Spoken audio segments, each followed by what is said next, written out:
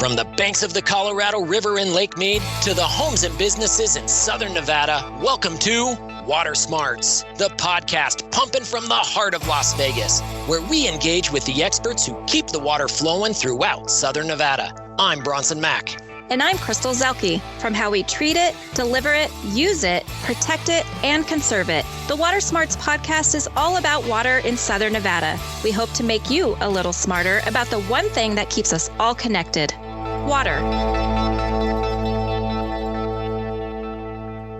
How's it going, Crystal? Hi, it's going well. How are you? Hey, I'm doing all right. You know, still in quarantine. I'm sure you are too, right? Yep, hoping 2021 is going to be, I don't know, not a repeat of 2020.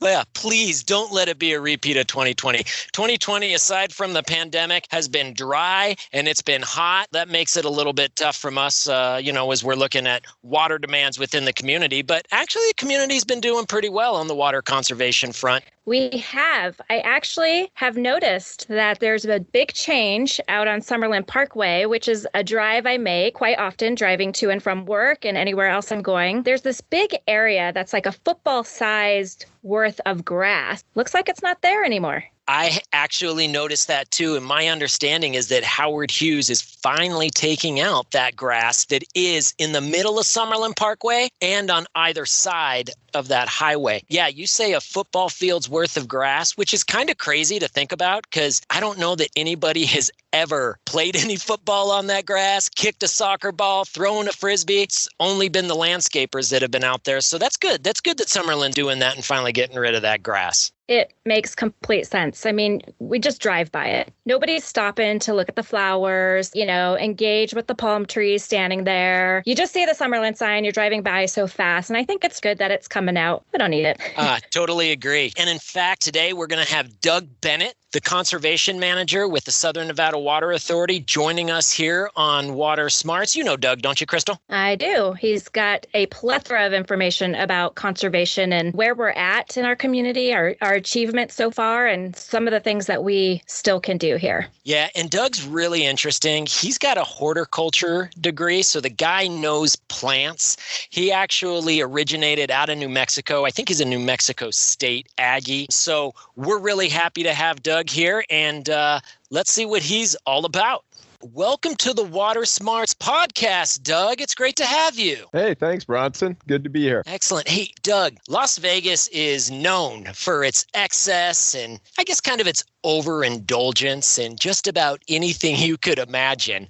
For those of us who live in Southern Nevada and call Las Vegas home, water's kind of a little bit of a different subject for us. We have a little bit more of a conservation ethic. We know it's a desert out there. So can you tell us a little bit about why conservation should be everyone's priority here in Southern Nevada? I think one of the exciting things about conservation is that everybody can contribute and all of us have a stake in it. Literally, water not only fuels our bodies, it fuels our homes, our landscapes, all these things around us that we value, but we have to realize it also fuels our livelihood. And so it's important. We're not saying don't use water. We're just saying, let's use water as efficiently as we can, and everybody can get behind that. So, Doug, one of the reasons the Southern Nevada Water Authority was formed in 1991 was to promote water conservation because of the fact that we do live in a desert. We have a drought that's been going on for more than 20 years now. How does the Water Authority do that exactly? Well, we do it through a lot of different mechanisms. And when you have more than 2 million people, not every approach is going to appeal to every household, right? And so you might use pricing. And for example, we use multi-tiered pricing, which is a proven concept to get people to think a little harder about how they're using their water, meaning that your first increment of water that you use at your home or business is very, very affordable, sometimes even less than the cost of delivering it. And then as you use more and more and more, it becomes more expensive to get you to think about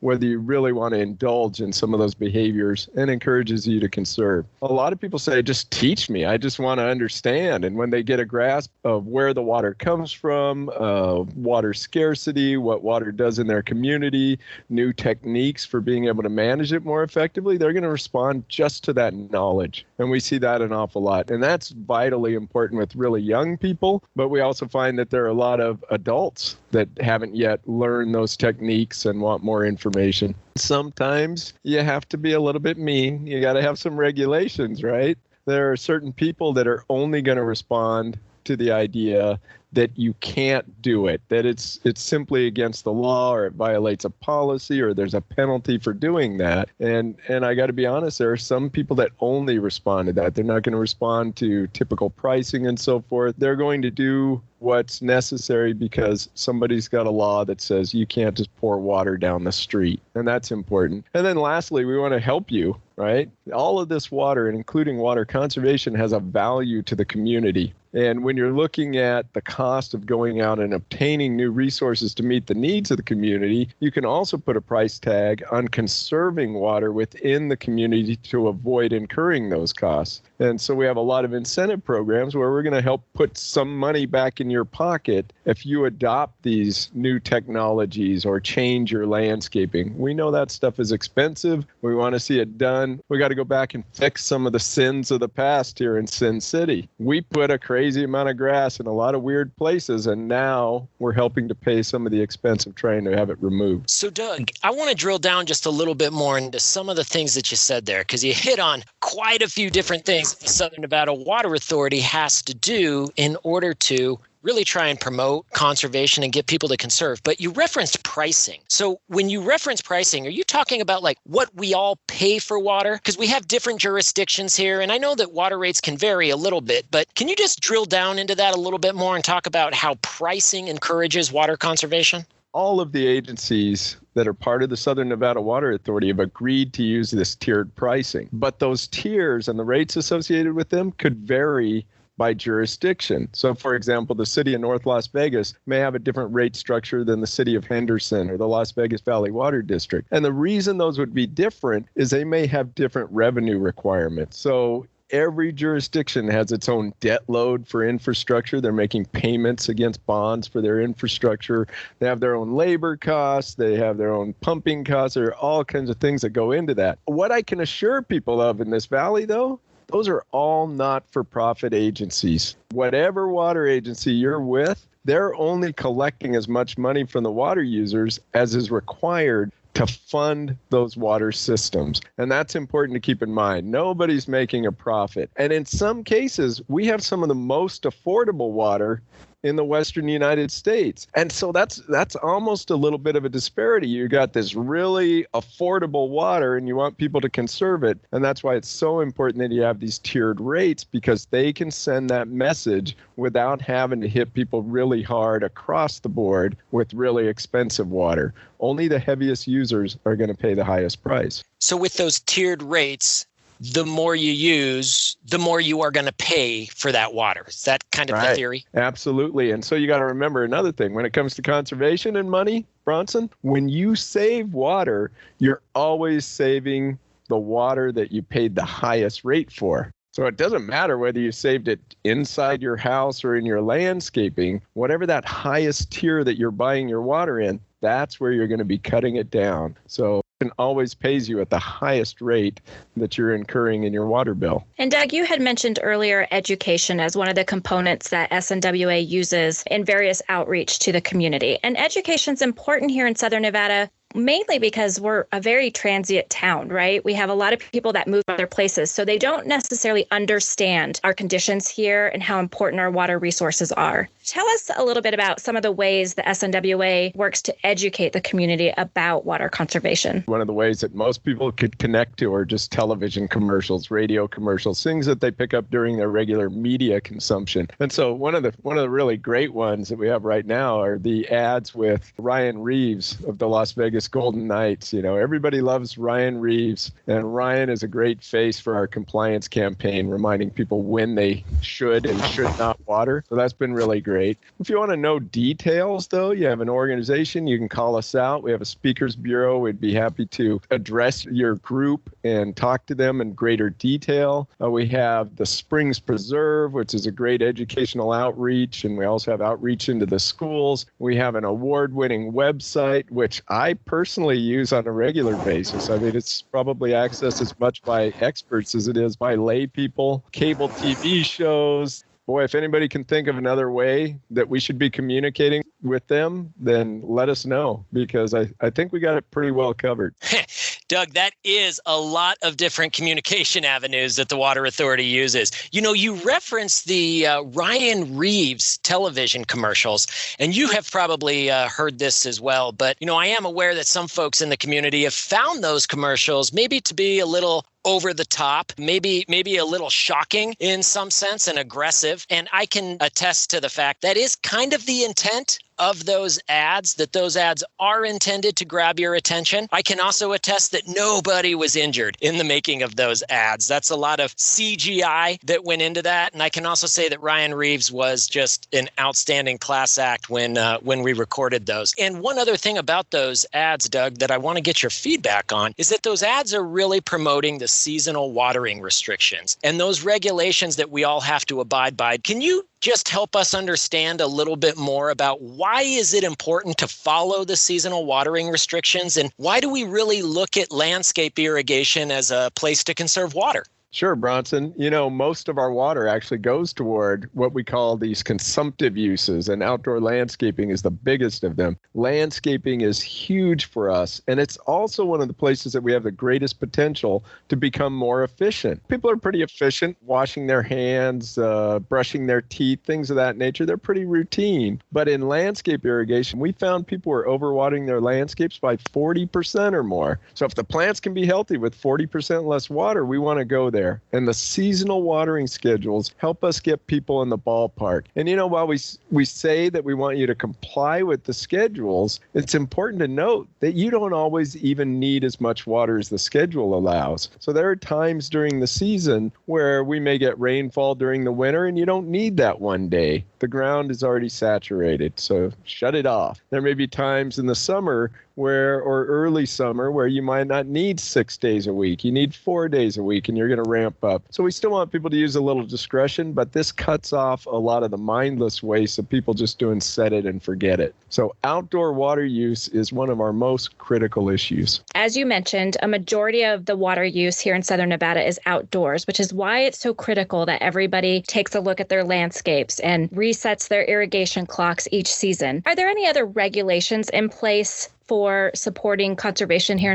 Oh, sure. And it depends on where you look, but probably one of the big ones that applies to everybody is we don't waste water. I came here 20 years ago, and I got to say, there was water running down every street every morning. It was like there were more streams than in the woods here. It was ridiculous. And they were just coming off of people's front lawns, getting in the gutter and joining other people's water waste and just flowing along. And it was eventually becoming a big river in some areas. That's all water that was being wasted. We want the water to go into the ground and the plants to be able to use it. And water waste was one of those issues where we tried to attack it with education and get people's understanding of how to stop it. Now we've become quite aggressive about enforcement. Wasting that water is a violation of law and policy everywhere in the valley, and you can get a fee for that. So that's one thing. But we also changed the way we develop, Crystal. So back in the early 2000s, we realized that we were going around and asking people to remove non-functional turf grass or lawn grass from their yards at the same time that we were building new facilities that had non-functional lawn grass. And so we worked with all the jurisdictions to change policy and change the way we build new landscapes. So if you go into the newer parts of town, you're going to find there isn't ornamental or decorative lawn grass anymore. So we had to become a smarter city, both in the way we build and the way we operate. And then we have to go back to some of the things that we did back in the 80s and 90s and fix them. And it can be very costly and time consuming.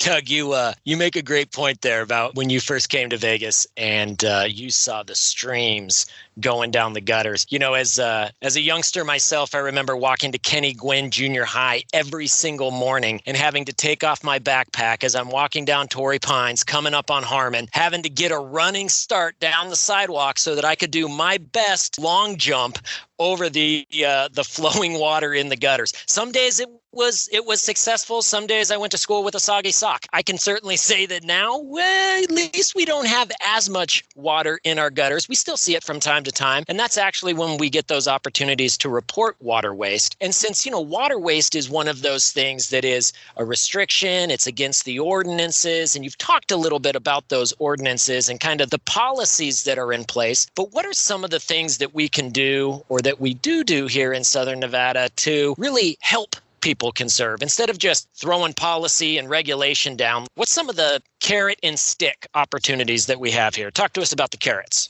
Sure. One of my favorite programs is probably one of the smallest ones, but I like it for some very unique reasons. It's the Water Smart Car Wash program. Some of us wash our cars frequently and some of us, once a decade. So it just depends on who you are. But when people wash their cars in the driveway, not only is that water probably going to wind up running down the street, it's also going to carry with it detergents and degreasers and contaminants that came off the surface of the car and so forth. And so in the early days of the drought, we worked with the car wash industry, who was terrified that drought would mean that they had to shut down. And instead, we collaborated with them to come up with a discount for people to take their car to a Water Smart car wash and not only get their car cleaned with a very efficient amount of water, but all of that water to be recovered to our water reclamation plant where it could be reused. And so it wasn't the biggest, it wasn't the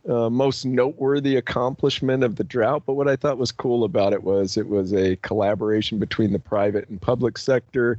Everybody won. The people who needed to wash their car won, the car wash industry won, the community won by having a smaller water footprint. So I enjoyed that. Bronson, that river that you used to try to leap over, I'm sure that made you more nimble. And so that's a good thing. But that also ate up the street. And that's something people don't think about. Those are expensive pieces of infrastructure that we all pay for. And where water waste is frequent, we're going to get more potholes, more cracking, more pavement erosion. And in fact, a public works director once told me that in places with chronic water waste, you're reducing the lifespan of those asphalt surfaces by 30%. And we all pay for that too. So it's the hidden price of water waste that people should look at. Doug, that's kind of even a message to the HOAs that are in Southern Nevada then that have to maintain reserves for their own private streets. It behooves them to make sure that their HOA membership isn't wasting water and having that flow down the street or spraying into the asphalt, correct? Oh, yeah. I think that's, in most HOAs, that's one of their biggest maintenance expenses is being able to maintain or repair the streets. And eventually they're going to need repaving altogether. Not everybody's wasting water. I think a small number of people, probably 5 to 7% of people are creating probably 95% of the waste. So the vast majority of people are not running water down the street, but those that are not only consuming the resource, they could be potentially costing us tax dollars. And, going back to that car wash we talked about, nothing more annoying than having the clean car and having to drive through the river of waste that somebody else created, right? You've all done that where you just washed it and you come to the stream and you get down to like 1 mile an hour because you're trying not to make a splash, but you also don't want anybody to run into the back of you. And it's really annoying. It's a real nuisance. It's completely unnecessary. Does your yard need a facelift? Well, if it has grass, then it probably does. Give your yard a little nip and tuck and switch your grass to a beautiful water-smart landscape. You'll cut your water use and save money on your monthly water bill. Get a $3 cash rebate from the Southern Nevada Water Authority for every square foot of grass you convert to drip irrigated plants and shrubs. The cash rebate helps cover the majority of your landscape costs, and you'll look good doing it. Apply for the SNWA Water Smart Landscapes rebate program at snwa.com and be the envy of your neighborhood. SNWA is a not-for-profit water agency. One of this SNWA's most successful and probably most well-known programs is the Water Smart Landscapes Rebate Program. And that's where the SNWA will pay residents businesses, HOAs, commercial properties to take out what we call non-functional grass or useless grass, and we'll pay a rebate for them to replace that grass with drought-tolerant plants.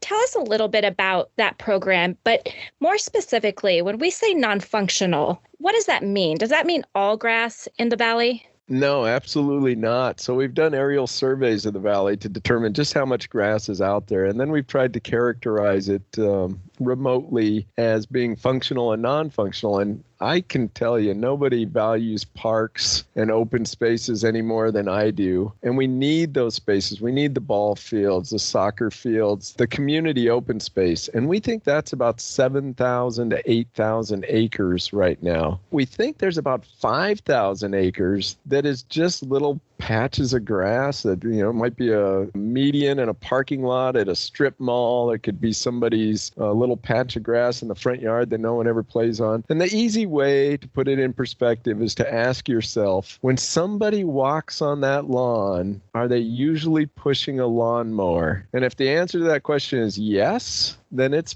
probably non-functional turf. And this community had an awful lot of it 20 years ago. We've already converted, along with property owners through our program, about 5,000 acres of turf grass. So we're about halfway to where we'd like to be. And we're not just stripping out grass. Grass is beautiful. People like something green, right? But if I can replace that grass with a beautiful yellow flowering Tacoma or a salvia, there's so many other plants I can put in there. And what we see, Crystal, is when you make those changes, the water use on that area goes down by 75%. These other plantings with drip irrigation are only using 1/4 as much water as a lawn was before. And that makes a huge difference. A rebate of $3 a square foot, so we're going to help pay for it. And you're going to see additional savings on your water bill. That landscape's going to be producing benefits for you for a long time to come. We should recognize that Southern Nevadans have helped us conserve by removing a lot of grass throughout this community, but there is more that can be done. So what are some of the future plans for conservation here in the valley? Well, we obviously have a lot more to be done in the projects that we're already working on. For example, all that remaining non-functional turf grass. And we're trying to make these programs more appealing on a lot of fronts. We developed a program that allows public areas, public and private parks, to put other kinds of facilities in and still earn a rebate. So if an underutilized turf grass area that uses a lot of water can be converted to a remote control car racing park or tennis courts or basketball courts, those are the kinds of projects we'll consider in a recreational setting. And so we're looking at that. We're increasing our water waste enforcement program. So we've made them more visible. In fact, they have specially marked cars, and we've put a lot of inspections out there, and we've set goals for those inspections. We, in the Las Vegas Valley Water District alone, are performing more than 20,000 investigations per year. Keep in mind, if you happen to be wasting water, and sometimes people aren't even aware because they don't happen to be outside their home to see it happen, but if somebody reports water waste from your home, you'll always get the opportunity to take corrective action first. But if you're just blind to the issue, you don't take any action, it's observed over and over, and it's chronic, then there's going to be a fee assessed to your water bill. We've implemented an app that you can use to report water waste. That app can be downloaded from the App Store, and if for some reason you're trying to report water waste outside of the Las Vegas Valley Water District, it's going to tell you what jurisdiction you're in and how to report it to the city of Henderson or the city of North Las Vegas, for example. We're helping in areas where turf grass is appropriate to switch from cool season grasses to warm season grasses. And not everybody understands what that means, but the most common non-functional turf that we use in this valley is something called tall fescue. And tall fescue was not a common grass in this area until probably the late 80s, early 90s. And one thing people liked about it was green and lush looking during the winter. And obviously, that's when we're outside of our homes, right? In Southern Nevada, we don't like to be outside during the summer. We like to be outside in those shoulder seasons. But that grass, cool season grass, uses more water than the warm season grasses such as Bermuda grass. So where it's appropriate, We're actually providing incentives in parks and schools to convert those thirsty grasses to more drought-tolerant grasses that can provide the same function. We're also working with all of the jurisdictions to ensure that not only the laws that we have on the books for new development are enforced, but also to strengthen them. In some cases, you run into issues over time where you realize that maybe this is not an accurate description, or how did that get there? And so you sometimes have to go in and tighten up and redefine some of the requirements. We're looking at that 5,000 acres of turf, some of which might be on some of our listeners' property. So if we could convert those 5,000 acres of non-functional turf, we're talking about 37,000 acre feet of water that could be saved every year. So that's more than 10% of the entire allotment that we have from the Colorado River. It's meaningful amounts of water, and it's the kind of thing that's going to provide long-term stability for the water supply in this region. So Doug, if you're going through all of these things, you're sharing all of these different conservation measures that are out there, water smart landscapes, getting rid of grass, going to the commercial car wash, avoiding water waste, with all of these things that Southern Nevadans are doing. I guess my question is, how